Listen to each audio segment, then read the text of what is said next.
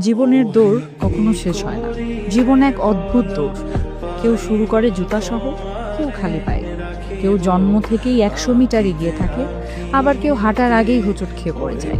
সময়ের সাথে আপনি বুঝতে পারবেন এই দৌড়ের নিয়মগুলো কখনোই সবার জন্য একরকম নয়। আপনি হয়তো দেখবেন কেউ সহজেই সব শিখে নেয়, পরীক্ষার আগে রাতে কয়েক ঘন্টা পরেই অসাধারণ ফলাফল করে, আর আপনি দিনের পর দিন খেটে গেলেও কাঙ্ক্ষিত রেজাল্ট পাচ্ছেন না। আপনার আশেপাশে এমন অনেক মানুষ থাকবে যাদের জীবন বাধাবিহীন রাস্তায় চলতে থাকে। তাদের কখনো টাকার চিন্তা করতে হয় না, বাবা মায়ের দেয়া ক্রেডিট কার্ডের বিল মেটায়, আর আপনি একবার টিউশন ফি চাওয়ার আগে কতবার চিন্তা করবেন সেটার কোনো হিসেব নেই। জীবনের এই দৌড়ে কেউ একদিনই জিতে যায়, আর কেউ কেউ বছরের পর বছর দৌড়ে গেলেও বোর্ডে নাম লেখাতে পারে না।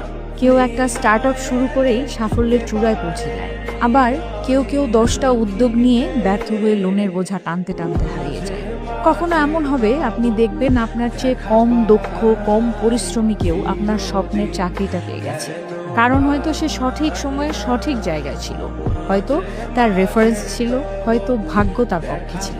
এসব ভেবে হয়তো আপনার নিজের উপর রাগ হবে, জীবনকে অন্যায় মনে হবে, কিন্তু বাস্তবতা হলো এই প্রতিযোগিতায় আপনি যদি শুধুই তুলনায় ব্যস্ত থাকেন তাহলে ক্লান্তি ছাড়া আর কিছুই পাবেন না। এখানে কেউ একটা গাড়ির মালিক হওয়ার স্বপ্ন দেখে, আরেকজন সেই গাড়িটা বদলে আরও দামি কিছু চায়।